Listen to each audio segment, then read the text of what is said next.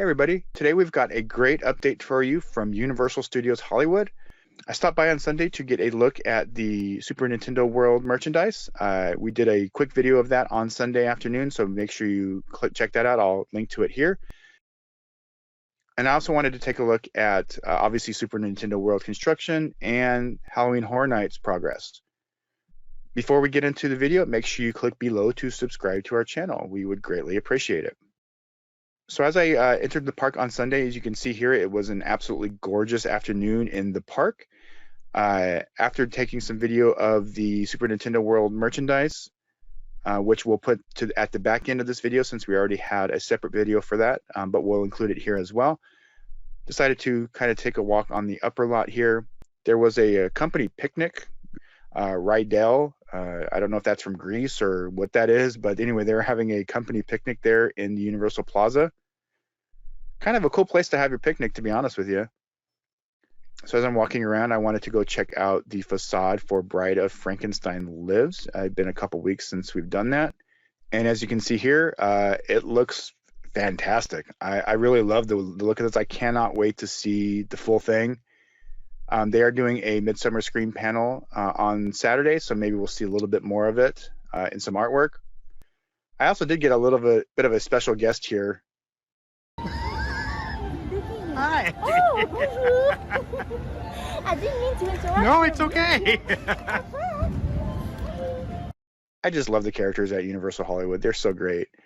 So anyway, Bride of Frankenstein Lives, super looking forward to this maze. I cannot wait.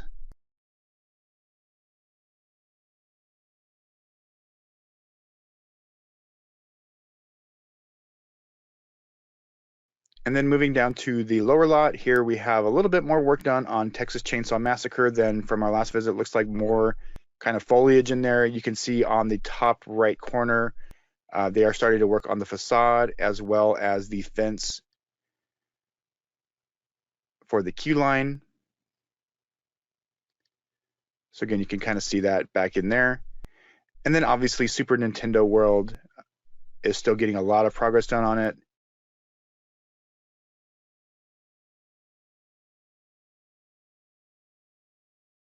So just in the last 3 weeks since our last update, they've added a lot more stuff. That whole back end next to Jurassic World, the black and tan there, that is all new. So it looks like they're starting to kind of fill in that area of the building, which is great.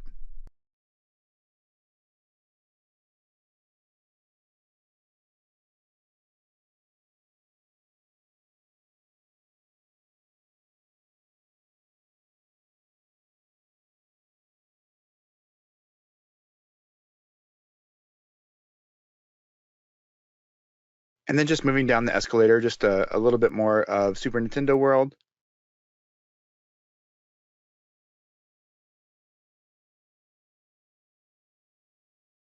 So it looks like they've really picked up the progress over the last month or two. Still no opening date for this, but obviously if they're starting to roll out merchandise, that means that it is moving ahead as planned. Not really anticipating seeing any additional stoppage of work or anything like that.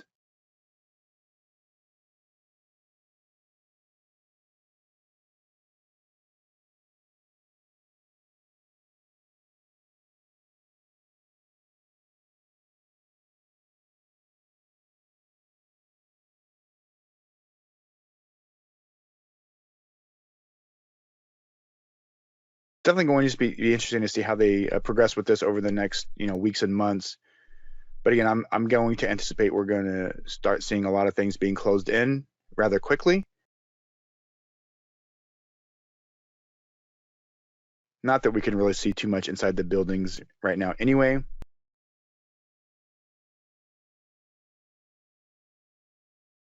And then on the lower lot here, a close-up view of the work they're doing.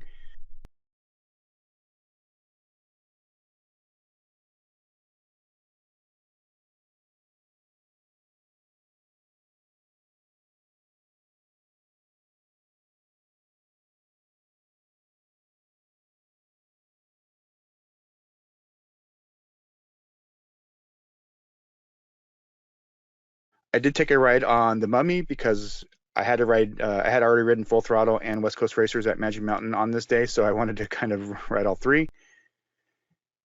And took a ride on Forbidden Journey and Mummy single rider. I'm so glad it's back. Love it. And of course, had to get a butterbeer.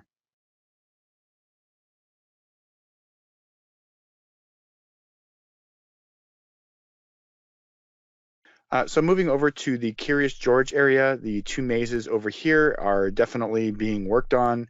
Lots of stuff being done. So here you can see a little bit of those two mazes, which will be Pandora's Box and The Haunting at Hill House.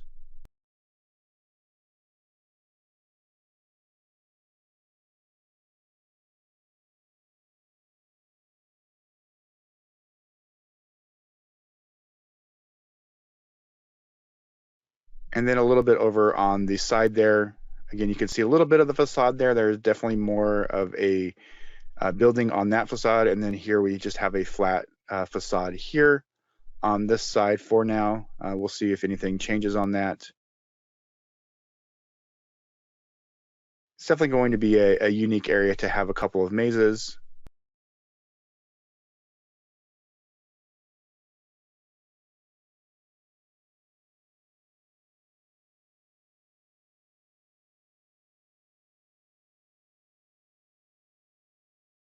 Then I tried to take a look over at the Falls Lake area to see if there was anything else they were doing. I did not do the studio tour, so I couldn't really see anything. There's just that big, ugly building in the way. Sorry, Fast and Furious.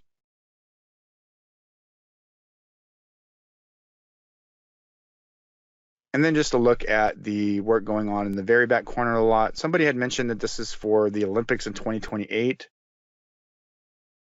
I'm sure it's down stages and things like that, so I'm sure it's not just for the Olympics, but I'm sure it'll be used at some point for something. And then, as I mentioned, we had actually put a video up of this on Sunday, but I wanted to kind of go over it a little bit more with the Super Nintendo World merchandise. So again, we've got plushes and shirts and hats and all kinds of stuff, which is great. It all has Super Nintendo World on where the tag would be. It's printed on tags, so whoever came up with that invention for no more tags on shirts, they should win the Nobel Prize as far as I'm concerned. Some hoodies. They've got socks, both Mario and Luigi. So basically the characters that were represented were Mario, Luigi, Princess Peach, Yoshi, and Bowser, and then a couple of Boo things too that I'll get to in a minute here. We've got the hands, player 1 and player 2 shirts, which are kind of cute.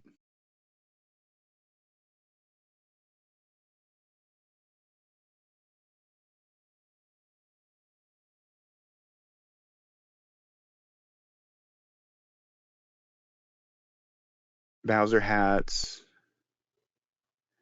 Super Nintendo World shirts. So they do have land-specific shirts, which is great.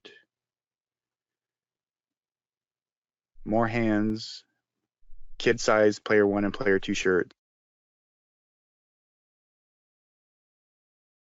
These really awesome Bowser shirts and Boo shirts as well.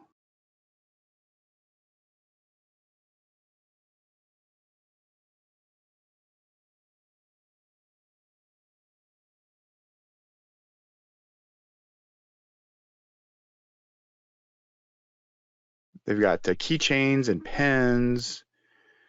And then on the back side here, they've got the Mario Kart ride stuff for both kids and adults, which is great. More plushes. They got shorts and pajama bottoms, hats,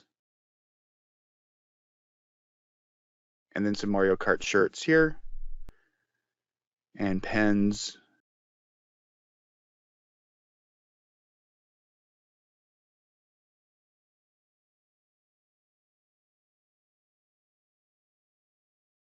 And hoodies and all kinds of good stuff. So you can see lots of merch, and I'm sure there will be much more merchandise once the land actually opens.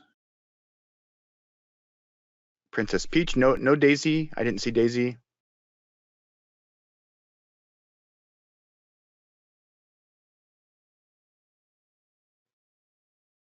And then Bowser, some Goombas.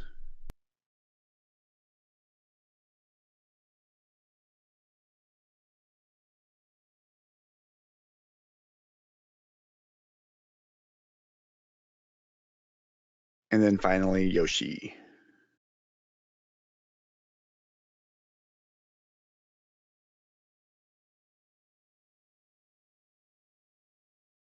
So overall, a lot of really great merchandise for a preview.